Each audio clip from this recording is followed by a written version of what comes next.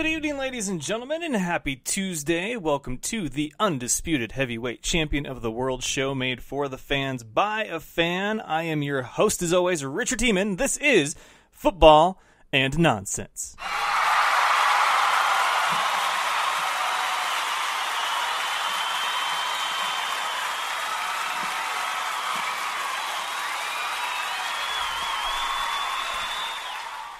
It's a beautiful January Wednesday up here in the Pacific Northwest. However, there is still ice everywhere, and not in the cool ice baby kind of way, like ice, oh shit, I slipped and fell and broke everything. So the sun is out only enough that it focuses on the ice to melt it a little, but not all the way, and then it just freezes again overnight. This is Spokane.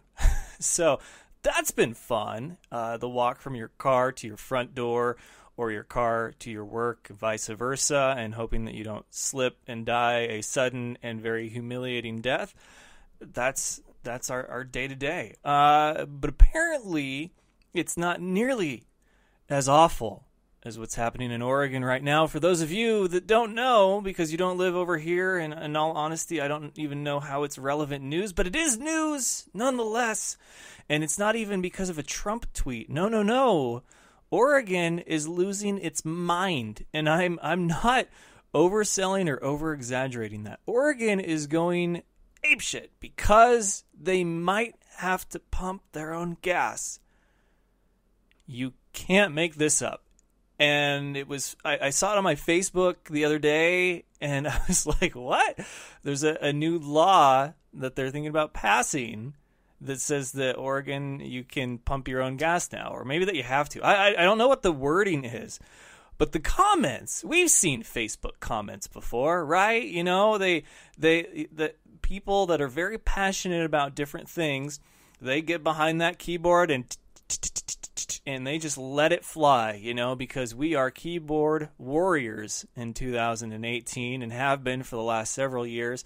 So no need to censor us. We got this. And we just, very black or white. There's not really an in-between when it comes to Facebook comments. But you've seen them. People get very opinionated. They're right. You're wrong. No two ways about it. A lot of caps locks. A lot of cursing. Things like that. And it's usually, the comments on the thing for Oregon residents having to pump their own gas, it was like the last time I saw comments with this kind of verbiage and this kind of passion and caps locks usage and exclamation points was when Trump got elected. I mean, it's just, I can't. I'm sorry. It was a little bit of a nice break from the mundane and from everything else that's been going on in the world. So it's very funny. If you live in Washington or California or Idaho, you know what I'm talking about. Oregon, they have gas attendants that will pump your gas for you. I like the idea because it creates jobs. But there are people that don't know how to pump their own gas as a result, and there's people that think that they're going to die if they pump their own gas. It's been very funny. So that's my outside the world of sports take that's happening locally around here. They're really funny. But, of course, there is news to be had in the wide world of sports. So let's go ahead and get to those headlines.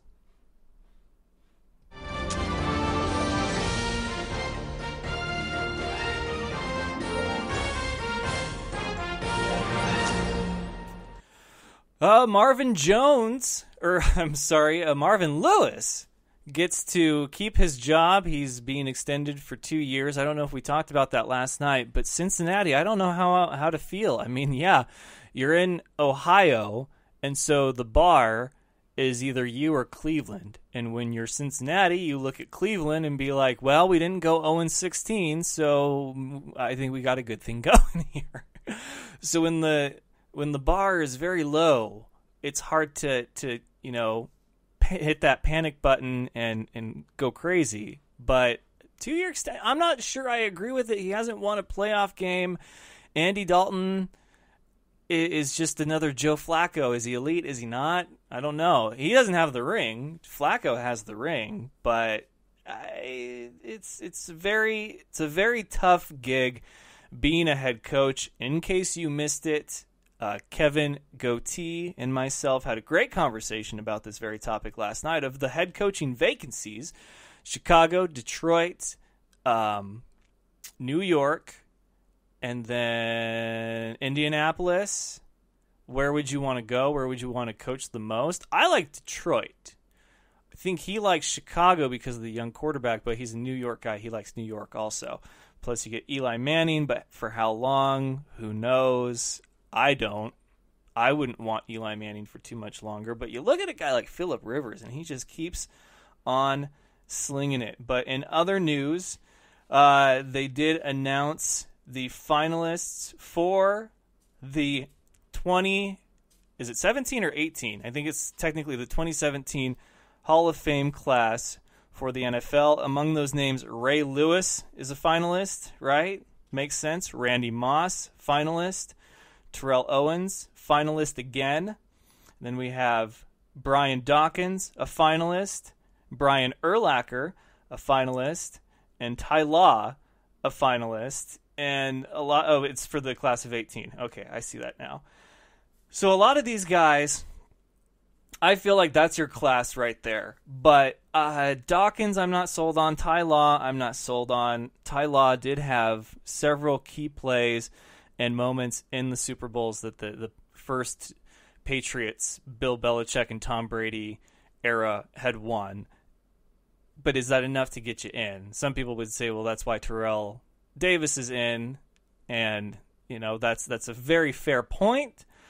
Terrell Owens should have been in by now. I think he'll go in the same time as Randy Moss, which would be this year, Moss's first year of eligibility. And I remember saying last year on the show, how funny would it be if not one but two members of the most diva class in football, diva position in football, go into the Hall of Fame at the same time. I love it. And I think that'll happen. It's something that we're going to speculate on. We're going to argue for, against. It's supposed to be what you do on the field.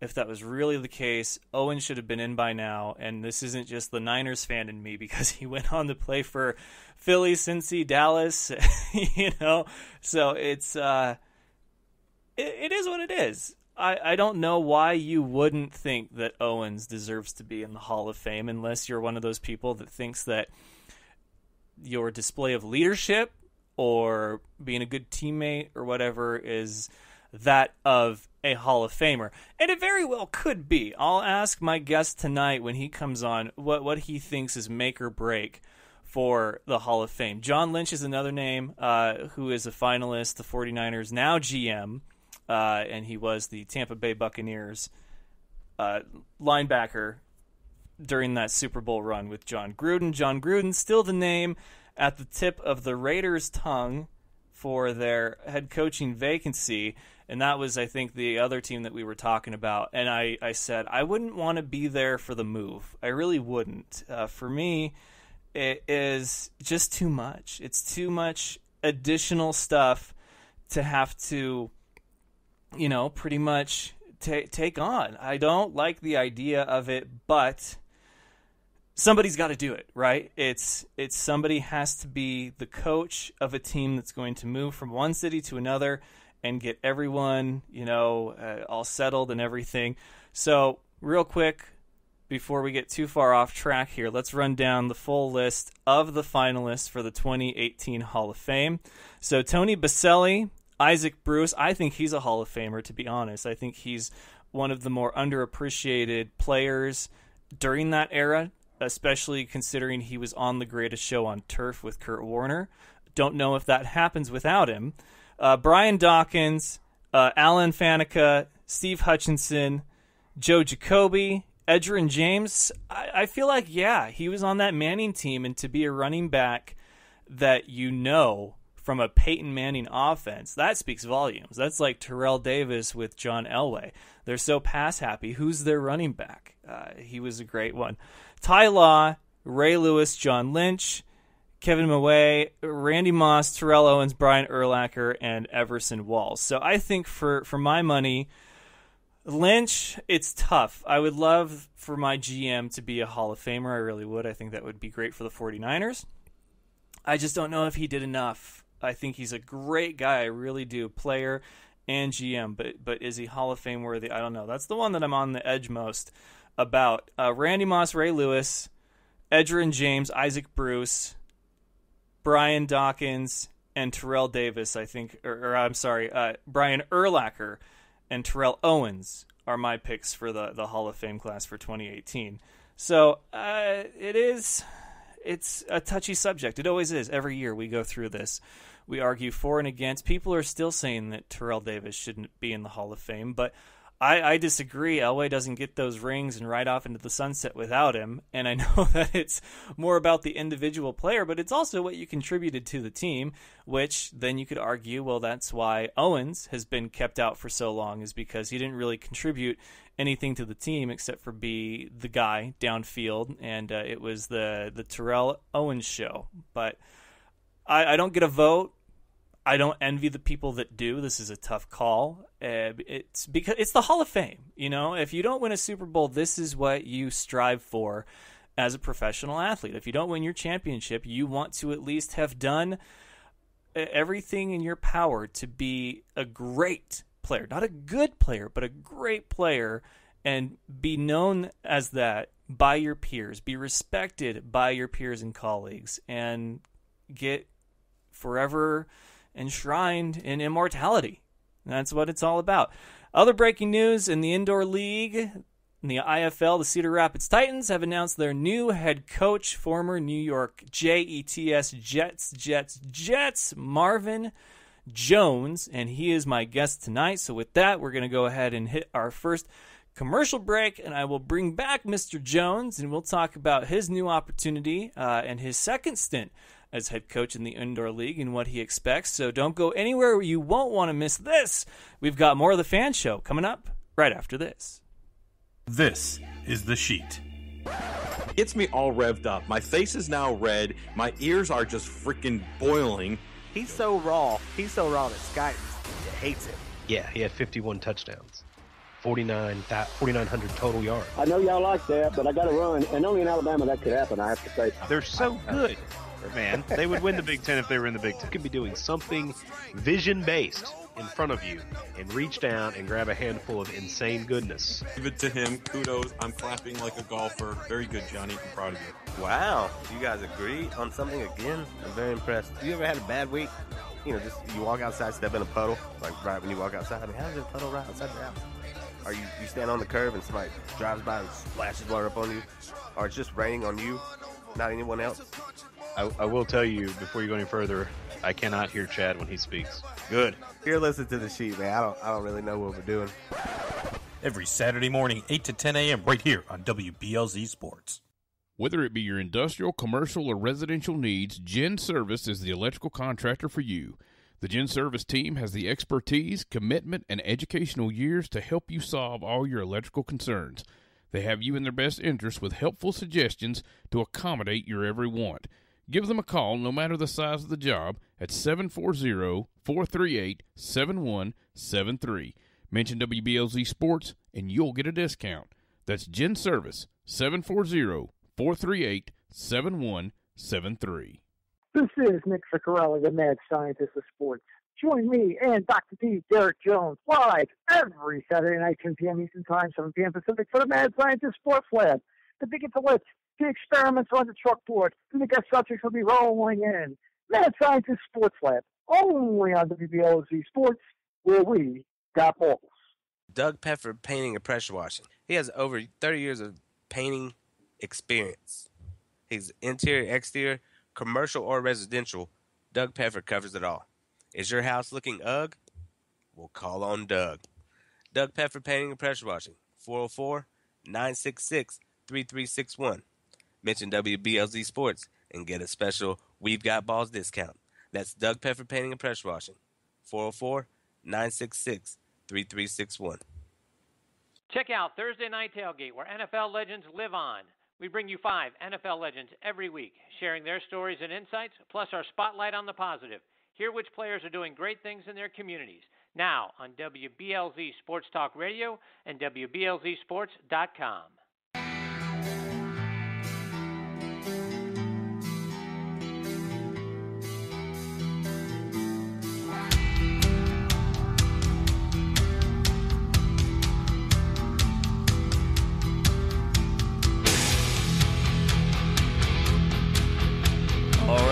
gentlemen, we are back, and as I mentioned, it is breaking news today out of Cedar Rapids, Iowa. They have named their new head coach, and it is former Jet Marvin Jones. Marvin, welcome back, sir.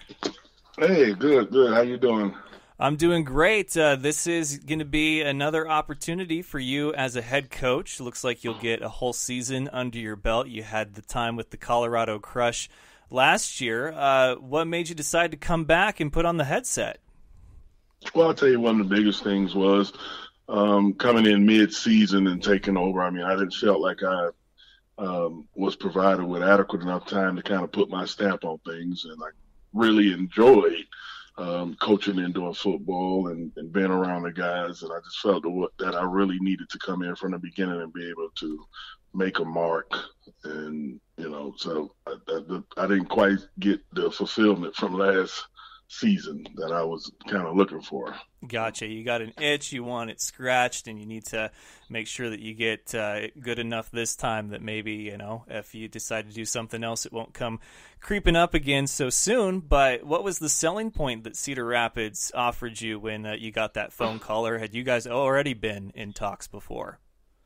Well, I mean, it was one of those things where I've always felt like, the IFL was a great opportunity. It was a great level, just based upon the amount of guys that come in and go out to, the CFL and, guys that have had NFL opportunities, that it was kind of the right fit. A lot of the talent. I like the competition, especially playing against some of the other teams that I had opportunity to. And so it was just one of those things where I was just kind of waiting on the opportunity, the right situation, and things kind of worked out that way. And, I think, looking at the history of Cedar Rapids, you're looking at a team that went, made 4 playoff appearances, and then last year, that didn't happen for them. So I'm just kind of looking forward to, putting some pieces together and building something, from start that can be successful.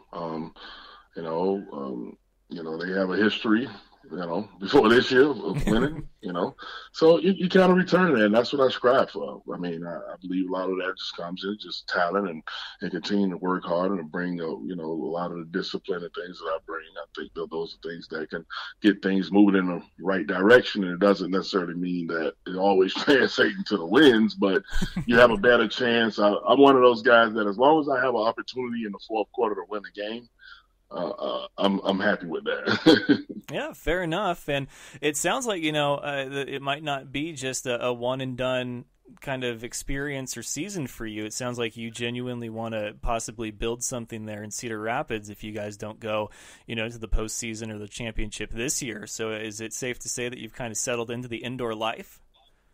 Well, yeah, I loved it. I like the indoor, just the simple fact that you have a lot of guys that are really trying to make it to the next level. My thing is just I feel great about giving back. I feel great about trying to help mentor these guys, and a guy that's been to the level which most of these guys are trying to get to, being able to share that knowledge and experience with them is key, because, I'm a coach that give it to guys real. I don't sugarcoat. I come from that Bill Parcells and Belichick and Pete Carroll era where, we love to have fun, but man, winning is what this thing is, what we're here to do, is to win. And there's a certain way to win, and that it just comes from being able to, make these guys smarter, make them understand, and also it comes from discipline. So I'm like a no-nonsense guy when it comes to this game. So the schedule's been released. We have a lot of teams sharing that they're going to have their last open tryout. And then, of course, kickoff is February 24th. You are the last piece of this sort of chaotic puzzle that we saw this offseason to fall into place. What's going to be the biggest challenge for you now that the official announcement's been made? Well, I think the biggest challenge is definitely making sure you keep the guys focused that we're here, because there's guys that have been signed obviously before I came on board, and then to kind of go through a kind of off season, which was kind of from having one coach and having another one. Now all of a sudden it's a third coach, so guys really don't know what to expect. So the biggest thing for me right now is just kind of reach out to all the guys that have signed and been committed to the team, to reassure them and let them know what my goals, my expectations are, and to, also look at, just some other options of other guys that are out there that are wanting to play. So to me, it's just really just reestablishing the contact with guys that, hey, look, I'm the guy that I'm here. This is what I expect. This is what I want. This is how I operate. And, and move forward. Obviously we're kind of pressed for time, obviously, but, I had to kind of deal with a lot of this stuff last year dealing with Colorado. So I'm kind of used to these kind of situations. But, one of the things about football, man, is that it's a game that you love. It's a game that, you got to find the right mix of guys. But, I'm pretty quick at being able to put a lot of things together for guys because that's just the way I operate. That's just situations that I've always kind of been in. And I know how to operate under pressure and try to get things moving in the right direction. But I got I got a great assistant that's with me, Andrew Germain, who's been instrumental in helping me with this. So, I mean, he's a guy that's on this clock 24/7 out there hustling, looking and making sure that things are right and looking for some talent and evaluating the roster that we have now. So we've been ahead of it for the last couple, weeks of what would need to be done if this situation happened. Gotcha. Well, Colorado folded and they have since dispersed. I've seen a few signings from teams of former players. How many guys did you reach out to from that team that knows you so well to have them come to Cedar Rapids? Well, you know what? There's a couple left. A couple of them all went way out to that island out west. The team way out west. And that's the hard part about it. I mean, you build relationship. A lot of those guys. I mean, it was a young team because we had pretty much every guy on the team, with exception of a couple, were all rookies. So you put them through a season, and all of a sudden, these are the guys that I would love to have because now all of a sudden, coming back in the second season, they had that experience. So, but to kind of lose a few of those guys, I'm sure what'll happen is just a situation where you have to get into camp because a lot of these teams that have so many guys in roster, I mean, a lot of these guys are going to be let go too. So they may not simply because they can't play, but because it's just the competition. So we'll be able to probably pick up some of those guys. But like I said, I have guys out, we're diligently going through the roster and looking for guys to bring in that want to be here, that want to have a winning attitude, and guys that are trying to use this platform to elevate themselves, and guys that are good all around guys with good attitudes, because that's what it's going to take to be here. Like I said, I come from a tough school. I believe in hard work. I believe in discipline. I believe in doing things the right way.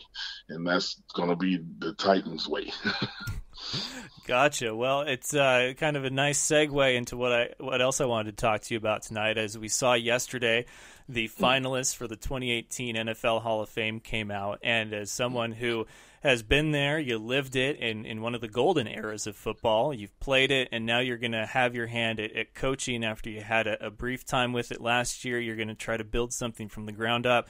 There's a lot of talk about a player and whether or not they deserve to go into the Hall of Fame, because it's a big deal. It's not just anybody that's eligible you throw in.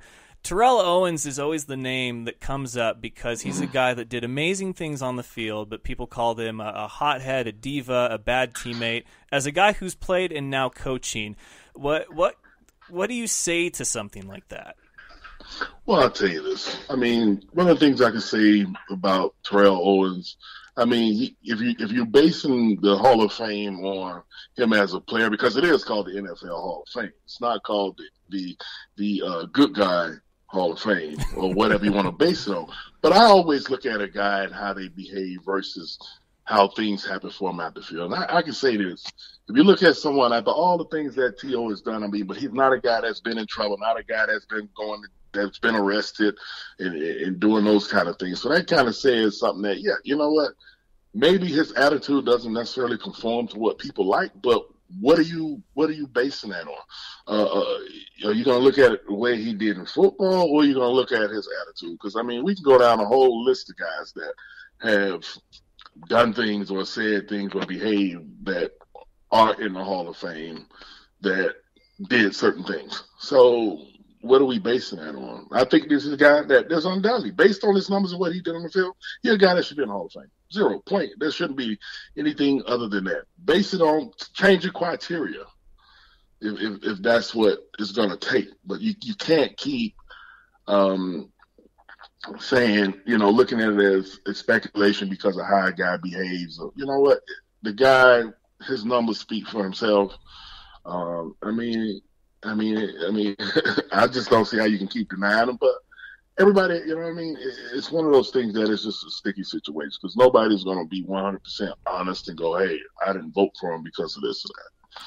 And that's what kind of sucks. I mean, to me, if you're going to vote a certain way or withhold an accolade like that, because let's be real, being a Hall of Fame puts you in another category as far as even potential earnings. I mean, you're a Hall of Fame and your signature is on another level. You're placed in Canton. This is where everybody, a place that, is very special. That's history. That's, a very elite place. So to me, what are you basing it on? I would love to see what are you basing on him not being there on? Because it sure as hell ain't football. Oh yeah, it's a very hot button topic, and for me, I think he deserves to be in. But you look at the different positions around the field. Obviously, the wide receiver position is a very diva-esque type position, and he's a guy who we're talking this way about him when he played before there was social media, which is crazy to me. But you look at the quarterback position, so many will say, "Oh yeah, that guy, he's a Hall of Famer for sure." Just look at the way that he controls the offense and the leadership he displays. Absolutely. I'm like, but what are his stats like? So it's it almost depends on the position that you're talking about on the football field, because if it's a quarterback, you want a guy that had, the stats, but he also was a great leadership role and a captain on that team. And for a wide receiver, it's like you want him to have all the stats and completely ignore his character and conduct in the locker room.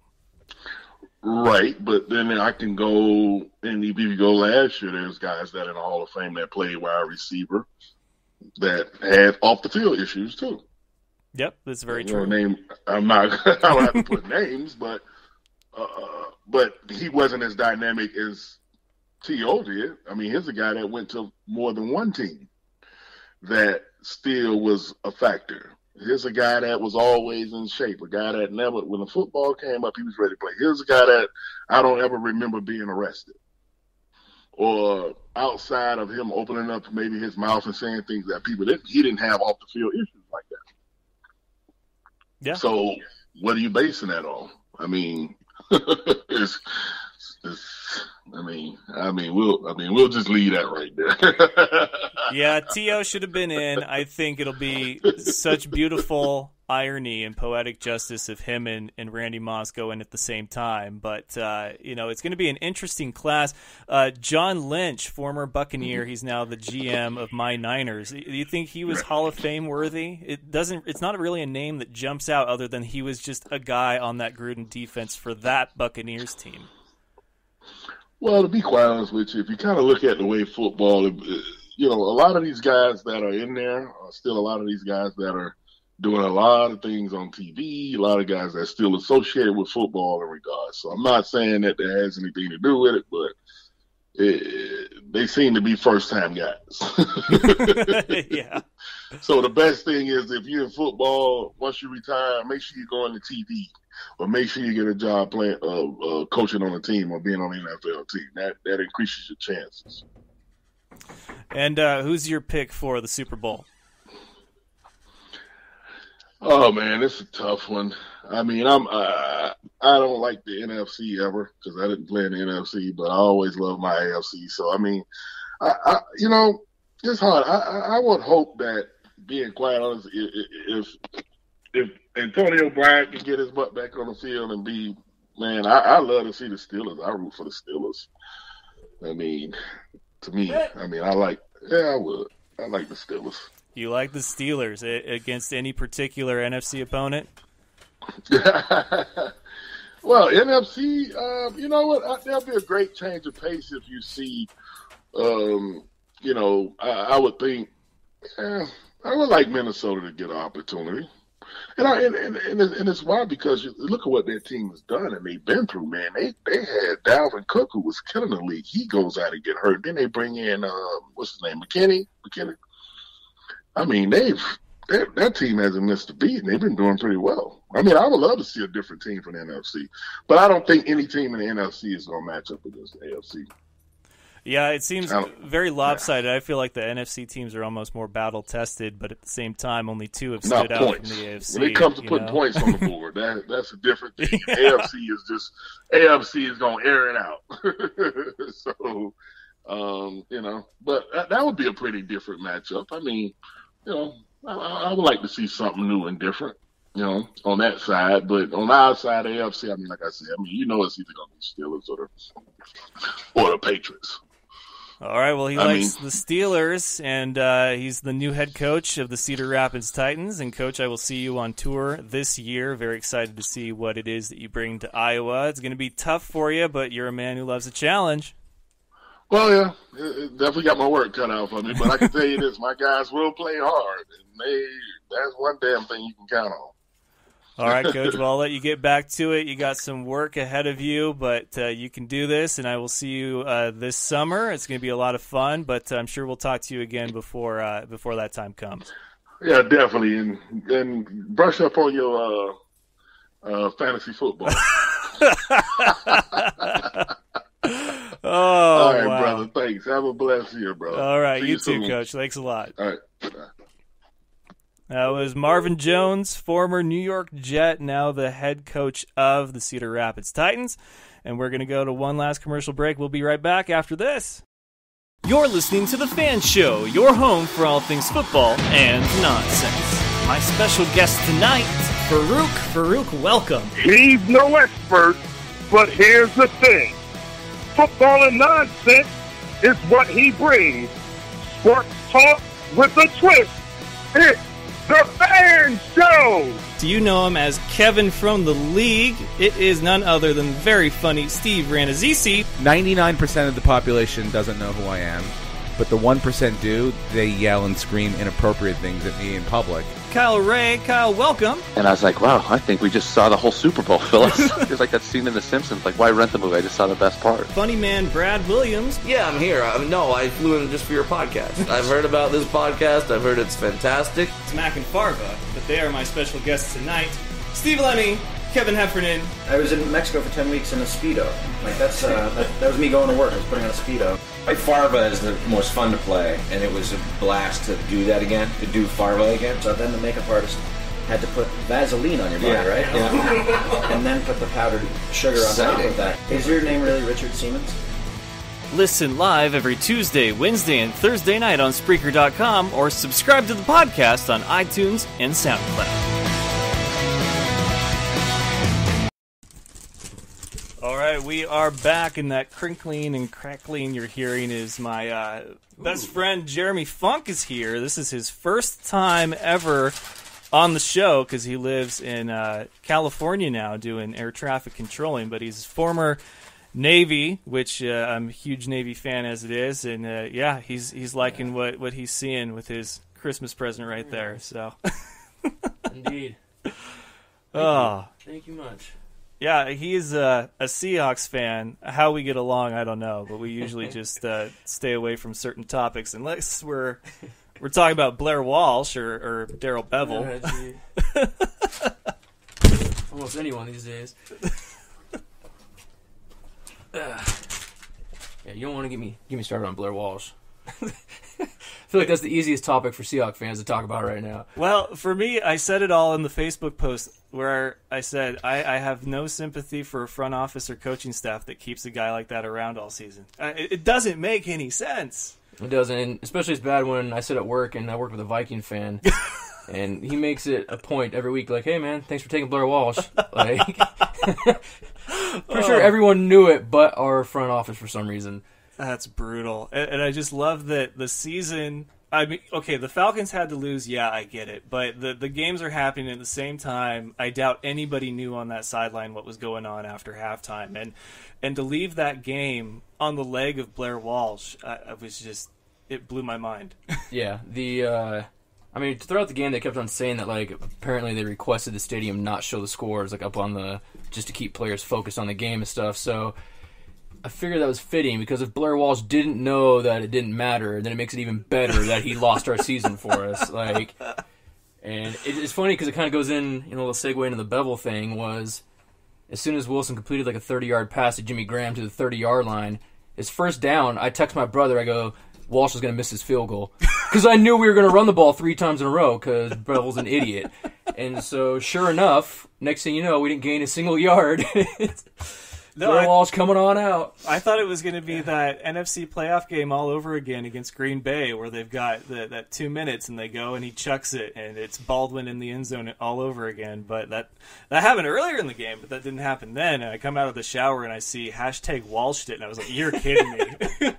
Yeah, it just blew my mind. I mean, it's not in this situation. It's not just Bevel. Just there's a lot of coaches in the league that always play not to lose instead of playing to win the game. And like we were marching, like I said, you just had a huge chunk. Next play, like go to the end zone, like do something. Like you don't, especially when you know your season's on the line. There's not the time to get conservative. Like you need to win that game. And you're the worst kicker in the league. And you're like, yeah, let's just kind of ride it out. We'll see what Walsh does. Like. So here's the funny thing about this offseason now is that so McCarthy got an extension, and there's a lot of Packer fans that I know that don't like McCarthy. And I'm like, you know, you look around the NFL, 32 teams, I'm going to say probably about 20 of them would be more than happy to have McCarthy with that resume, but he has Aaron Rodgers, so now you get into that debate. And then Pete Carroll's name comes up, laughable that he's like, should they move on from him? And I'm thinking, you're crazy. This is the guy that got you your first Lombardi. But now you look back, and there's like this trail of debris in this Carroll era since that Super Bowl. It was the passing from the 1 yard line, the fact that Bevel has been there this entire time. No one else has taken it. He's pawned off his defensive coordinators left and right. Like, he churns those guys out like butter, but nobody wants Bevel.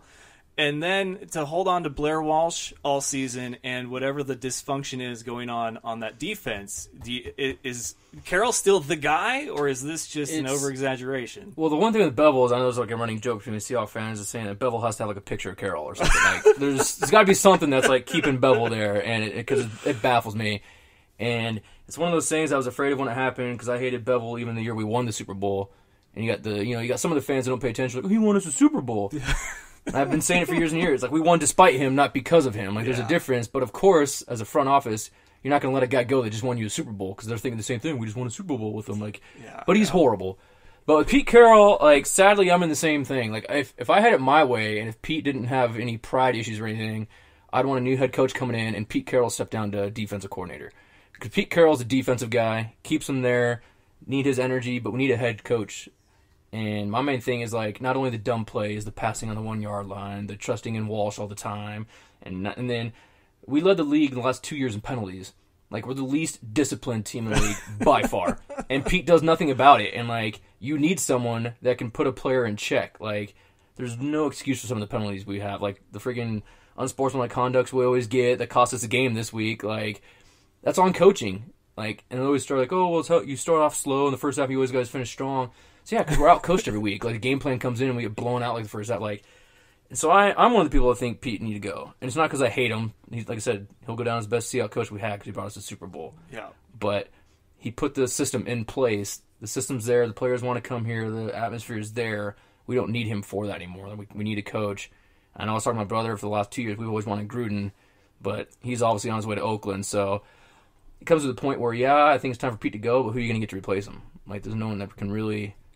It's the same thing you were saying about McCarthy. There's lots of other teams that want. Like, how are you going to get that's better than him to come in? Like, yeah, it's always going to be a step backward unless you fall face first into a lucky situation. I don't like the Raiders got rid of Del Rio, but at the same time, you look back, what Denver do with Tebow? Tebow was winning. He showed a lot of positive stuff, but when Peyton Manning hits the open market on free agency, it's like, well, do I really have a quarterback? Can I live without Tebow time? Yeah, so exactly. Oakland obviously is going to make room for Gruden. Del Rio, one bad year. He's going to get another job somewhere else. How well he does there, I don't know. Well, the thing with Del Rio, too, is he's always been like a better coordinator than head coach, so if you went back to somewhere as like an offensive coordinator or something, I think he'll do better. But Who knows? Because he's another person too. Like I said, maybe success came from his players, not his coaching necessarily. Well, for me, there's a lot of players, or there's a lot of coordinators that are great coordinators and don't make great coaches, and it seems more the case now than ever before. And I'm just kind of concerned because it's like, well, then if you can't promote a guy from a coordinator position of all things to a head coach and have him succeed, then where the hell are you looking for your head coaches at? College level? That didn't work out with Chip Kelly. Nick Saban doesn't want to come back. A lot of college ones don't work. I mean, Harbaugh kind of technically did for a few years, but then he went running back to college right away because he knew he was falling apart. Yeah. So, yeah, I mean, it's tough. I mean, Dennis Erickson, obviously he's an ex-Seahawks coach, to bring him up. He won a national championship in college, came in, didn't do too much in the NFL. So, I don't know. College, like I said, college is a different game. Well, so much of coaching, though, is it's almost got to be a guy that your players want to play for. And players want to play for Bill Belichick, obviously, because he wins. Players want to play for Pete Carroll because he's a passionate guy. He's a player's coach and lets you get away with pretty much murder, and no matter how many kicks you miss, he'll keep you on that damn roster.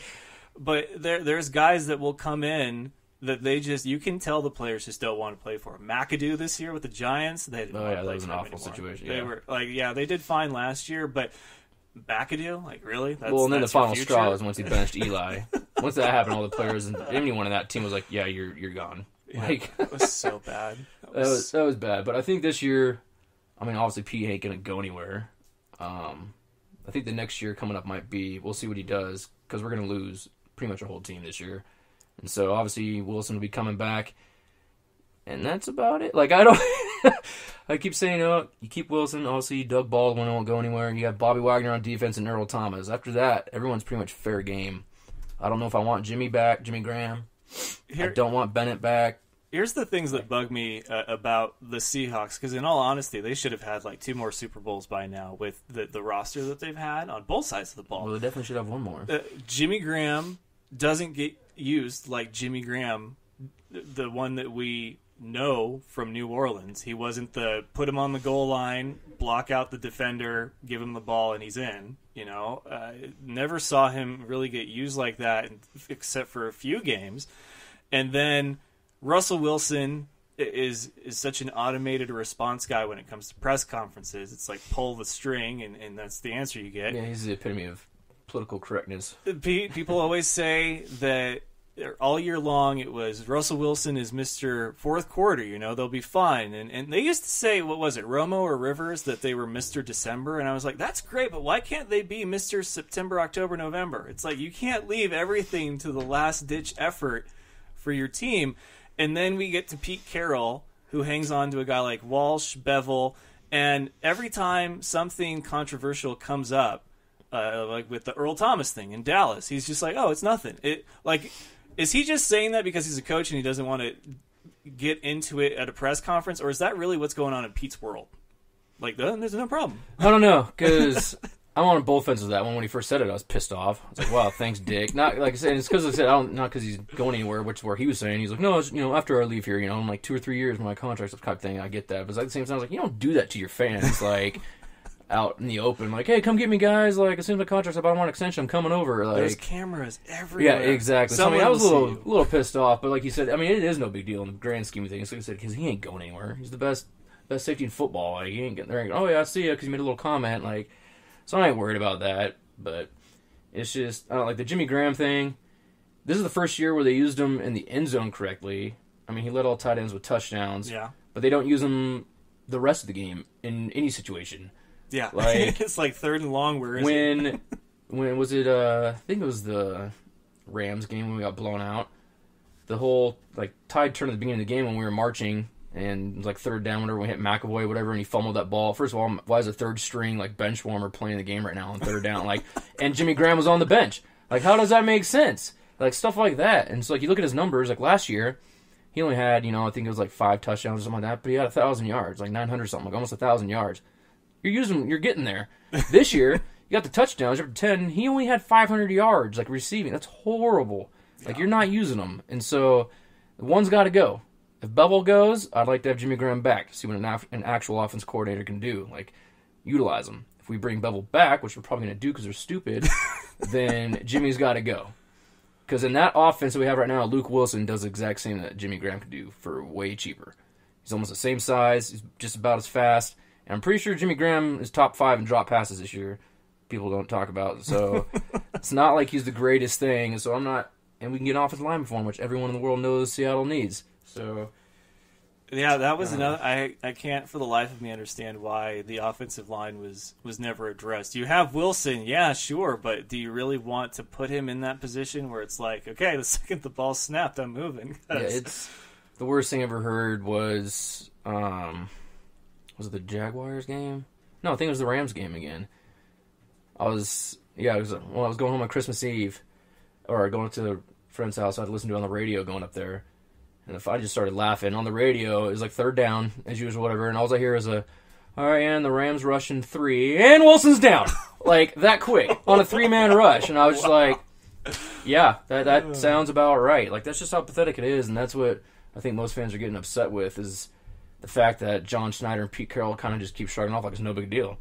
Like you said, we'll just let Wilson run around. Like, he can keep his, like, yeah, how long? Like, you saw what happened when he got hurt last year. That went away quick. Like, he's getting older. You don't get faster the older you get. Like, he's only going to slow down. Like, you need an offensive line. Like, he led the league in touchdown passes this year. He's shown multiple times he can throw the ball. Just get him an offensive line. So do you think that this is, like, it's probably time to take it serious now? Like, did this missing the playoffs need to happen in order for them to address serious situations? It did. And I know the last couple of years, me and my brothers kind of used to joke around. I'm like, I hope we kind of bomb the season just so we can get rid of Bevel. And now it's not Bevel. Now it's a lot more work. Like I said, we obviously need an offensive line. Like, we need a lot of things. And like I said, I'm hoping this will, like you said, wake people up. Like, okay, yeah, we need to clean house. Like, do something. Because, yeah, it's not going to last. And I know another thing might be a blessing in disguise is there's rumors of, like, our offensive line coach, Tom Cable, will ever go and be a head coach. Again. Yeah. And so that'd be nice, because the only reason why we keep this crap offensive line around is like, Cable will work his magic and it'll be okay. Yeah, how's that worked out? Like, it doesn't. So hopefully if he goes, they'll be like, we can't rely on someone, so now we actually got to go out and get an offensive line. So, I don't know. If we don't draft an offensive line in the first round, I'll be very upset. Well, so this offseason is going to be very interesting for the Seahawks. And as a fan, what to you is the most important thing to keep? Is it Russell Wilson, your quarterback, or is it like a few members of the defense? It's Russell Wilson. Always? Yes. Okay. Absolutely. There's only a handful of teams in the league that have a franchise quarterback. Like, you need... I mean, your 49ers just found that out. Like, you need a franchise quarterback. Like, There's a difference between a mediocre quarterback, what you do, and then when you get a franchise quarterback. Like, you don't let one go. Like, you got a defensive players. I don't want to say they can come and go, but, I mean, John Snyder's shown that he could draft gems for our defense. That's where they all came from. Richard Sherman, Cam Chance, they're all late-round draft picks. Like, that can be done. I mean, obviously, Earl Thomas and Bobby Wagner are huge. I think those are the two untouchables on our defense. Other than that, you can kind of clean house if you need to. I think Sherman will be back. But I think, Cam Chancellor's probably going to retire. Cliff Lavel's going to retire. Bennett's gone. No way they bring him back. Like, so there's going to be a lot of difference on defense. But, yeah, I think Russell Wilson, because obviously, what was it, like 82% of our offense this year, like NFL record ran through Wilson. Yeah. He had like 97% of our touchdowns. Like, you can't get rid of him. He obviously is going nowhere. And Seattle would crucify them if they got rid of Wilson. Like, they love Wilson. Yeah, quarterback's the thing that you need, no matter how good your defense is. And he is something special, I will admit that. One thing that I heard, crazy enough, when it came to Seattle, was the discussion of the discipline, like you mentioned. And I forget who it was that said it, but he said, Seattle's that place, that mentality, where they're not going to discipline you, not because they don't care, but it's like that's how they play. They go out every game, and it's like, we will hold on every play, we will offsides on every play, because you're not going to flag us every play. So it's like, if we do this every time, and if we do this every time, you're gonna have to pick and choose your battles, which I think is one of the craziest strategies ever to have. But they are a very physical team, though, as a result. So I don't know. It's very give and take. But you're right. You didn't make the playoffs, and so now all of those things that you could kind of, well, it is what it is. It's like, are we going to address this now? Yeah, they got to do something. Like I said, if they have another year where they do nothing, like, I don't know. I mean, obviously, yeah, we had a lot of injuries. Our whole defense was hurt. Like, you can say that, I get it, but at the same time, I mean, obviously, I get when people say this, but I hate when they're doing like, well, you can never rely on a kicker for a game. I get it. Like, obviously, there's 4 other quarters you should be playing. It comes down to the kicker has a job, and that's to kick the ball. There's a reason why there's a kicking position on the team. Like, if that was the excuse, like, oh, never rely on your kickers. Like, why do you even have one then? Like, you shouldn't have to use one. Like, no, you have a kicker for a reason, and the point is that he cost us the playoffs this year. Like, he lost us 3 games. Or I wouldn't say, if you want to, you can put a spin on it. He didn't lose us 3 games, but he didn't win us, I guess, 3 games that he should have, if you can put it that way. I guess. Point is, there's 3 wins that weren't on the board because of Blair Walsh. It's if you look bad. back at it, I mean, there's a few games that came down to the missed field goals came back late in the game. And you never know if those field goals get made, what does the other team do in response. But, you know, once the clock hits 0 and you've got your final score and you start adding the numbers and you see the stats, you're like, we lost by 3 points and he missed 2 field goals. It's like, we could have tied or won. Yeah. And like, but I mean, if you look at all the things like that too, is that's when you start to lean to, and I bet our management probably does too, is you don't necessarily need to blow it up. Like, obviously, everyone knows you need offensive line, and most people want Bevel gone. But besides that, like I said, without the missed field goals and without all the injuries, like, we technically should have been in the playoffs. So it's not like we're horrible. Like, you know, it's not like we were the Bengals or like obviously the Browns or something where you just didn't win a game, only winning 3 games. You're like, okay, yeah, you need to blow it up. Like, you were right there. You technically should have made the playoffs, so you don't need to blow the team up. The core's still there. Our defense is still good when they were healthy. You just need Bevel gone and an offensive line and a new kicker. Who are you guys going to lose in the offseason that you think is going to be really hard to replace? Cam Chancellor. You can't replace Cam Chancellor. Yeah. You guys have been the best enforcer for the last 5 years in football. Like, that was the biggest thing. I mean, I don't know if you noticed. I'm sure a lot of people did, and you probably did too, is the last, 4 or 5 games this season, we, I think, gave up an average of like 160 yards rushing per game. That's once Cam Chancellor went out. It's like, yeah, we got a good safety backup. That, you know, McDougal, that came from the Buccaneers, former starter. He plays good safety, but you're not a linebacker size Cam Chancellor where Cam Chancellor just comes and plays on the line and shuts down the run. Like, that's his job. And, like, that's totally noticeable once he was gone. Like, they just used to run all over us. It's like, yeah, Cam Chancellor's not there. So he's a huge piece. And there's no, like I said, there's no other Cam Chancellor in the league, so I don't know. I'm pretty sure he's going to be gone. It sounded like Pete Carroll's talking about he's going to be gone with his neck injury. Like, I don't think he'll come back.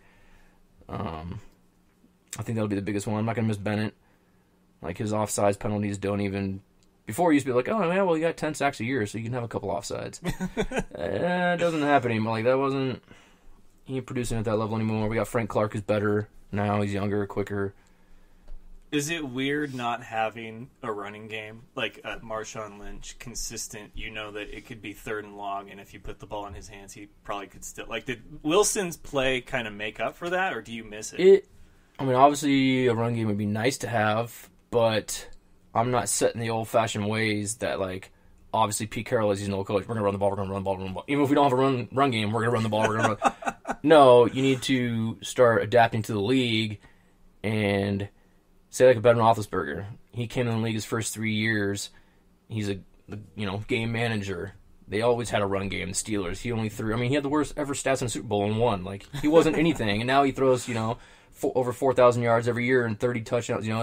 You got to go with that. And so I think that was the start of kind of going that way this year. Obviously, Russell Wilson, 4,000 yards again and 30, led the league in touchdowns. Like, you need to start moving that way. Tom Brady was the same way. His first 3 years in the league, all he did was hand the ball off. Game manager, about 200 yards a game maybe. Now he throws like crazy and has all these records. Like, you can, every once in a while you need to get rid of it. Like, okay, we obviously can't run the ball anymore, so stop doing it. Like, you can run, obviously you got to keep them off balance every once in a while. Like, before this year, the Saints are a run team now, but in the past it was obviously always Drew Brees. Yeah. Maybe once every, 3 series or something, you like hand the ball off or something, but you just throw the ball. Ben Roethlisberger throws the ball like 40 times again, Peyton Manning, all those guys. Like, you can shift to that, so I'm fine with it. But in my mind, I'm like, keep giving Russell Wilson the ball if you have an offensive line, because then he has all day to throw. When you don't have a run game or an offensive line, then it's just Wilson running for his life. So, for me, from what I've seen, I think Doug Baldwin is almost one of the most irreplaceable guys on your team, other than Wilson, because he's got to be not underrated, but just really an underappreciated wide receiver. He's never in that talk, but he's always that guy that's in the end zone, making he's the definitely catch. probably both underrated and underappreciated. But I don't know if I'd say he's replaceable. I mean, obviously, I don't want, like I said, on offense right when we started, I was like, I want to keep Wilson and Baldwin. That's pretty much all that I would say would be untouchable on offense. So, I mean, yeah, they always call him Angry Doug. Like, he's been pissed off ever since he got in the league. Like, with all the announcers always calling him, that saying he's overrated and they're mediocre receivers, and he just keeps on putting up these numbers. Like, Yeah, he's not overrated at all. He's underappreciated, for damn sure. Yeah, you got to keep him. He's not as fast as like Steve Smith, but he's the same type of receiver. Small, shifty, quick, amazing route runner. If you're watching him off the line, that's where he breaks people's ankles. That's how he gets open, because he's not really fast, but he's just one of those smart football players, and he's got amazing hands. So, yeah, he ain't going anywhere. I would like a running back, but you got to have an offensive line first. I kept trying to keep telling people that, we need to draft a running back in the draft. We need a running back. You need an offensive line. Like, no running back is running behind that offensive line. I don't care. Todd Gurley ain't running behind that offensive line. Like, you need an offensive line. Hence the Cowboys. What did you think of the Rams this year? Like, did you think it was like just sort of the new thing, or like is it the real deal? I mean, I feel like they're the same team that was in the last 5 years. They finally just got a coach. And because even though I think it was a dick thing to say, I think Jeff Fisher was right when he came out a couple weeks ago and he was like, yeah, they just got the same guys I left them. Like, I left them in a good spot. Yeah, you did. They have the exact same players. You're right. That makes you look horrible. Yeah, like, really you're does. a horrible coach. Because they've had, for the last 5 years, they've always had a great defense. They've had it. And now they finally just got a coach to come in that knows how to organize offense. Because they literally had the exact same team last year. Like, they had the same quarterback. Yeah, he was a rookie instead of a sophomore. Whatever. Same thing. You don't progress that much in your freshman year. It was just bad coaching. So, I think they're good, though. If I had to pick who I wanted and who I think is going to go, I think the Rams are going to go to the Super Bowl. I don't know who.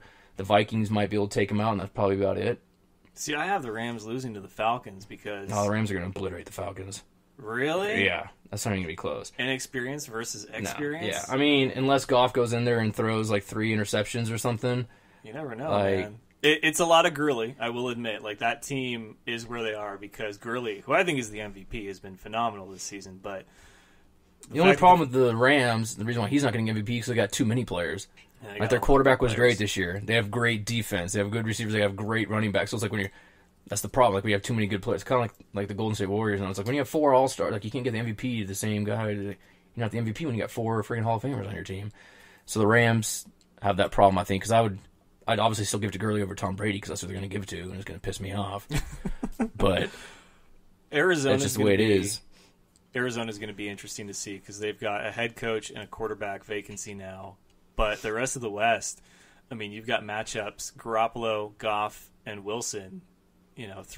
Twice each next year between the 2 of them or the 3 of them, and that's going to be really interesting to see how the West turns out. But you're here on Christmas break, and James was here for the last show of last year before the new year, and he was talking about surviving Christmas with his family, which I know you don't have to worry about. Like, I love your dad, and your dad's hilarious, but his sister just absolutely ruined Christmas for him because she went off on this rant that Starbucks has the worst hot chocolate and she'll never drink it and it's disgusting. Guess who went and who got goes all to Starbucks these... for hot chocolate? Well, guess who went and got all these nice gift sets of Starbucks coffee mugs with that hot chocolate in it for everybody in the family? Only James. Oh, nice. That probably went over well. Yeah. Oh, that's great. Oh, man. Yeah.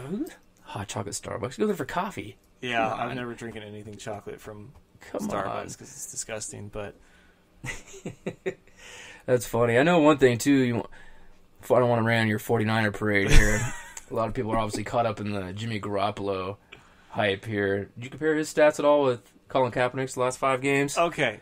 The thing about comparing those stats, though, you're comparing Kaepernick's last 5 games after he'd been in the league to for Garoppolo's last 5 games. Which is his first 5 with the 49ers, and they're already that close to each other? Come on. They're not. That's what I'm saying, though. They're not as close. The yardages are close. The percentages are close. Colin Kaepernick's touchdown to interception ratio is twice as good. I think Garoppolo has a negative ratio. I think it's 4 to 5 TDs to interceptions. Not amazing. You're winning games, which obviously you got to like, so you can't complain about it. But it's like, it's not like he's doing better than what Kaepernick is. So I just want to prepare you for next year to not expect a miracle. Yeah, Let's but just you're say making something that might happen. argument that people made, like if you were to take Peyton Manning's last season with the Broncos, horrible season, 40 and years compare old. it to like the first season that some other quarterback had that is supposed to be different. like the next thing. Manning's 40 years old. It's an age getting worse because you're old, not Kaepernick, who was what, like 28? Like, you can't. That's not the same as. That's totally different.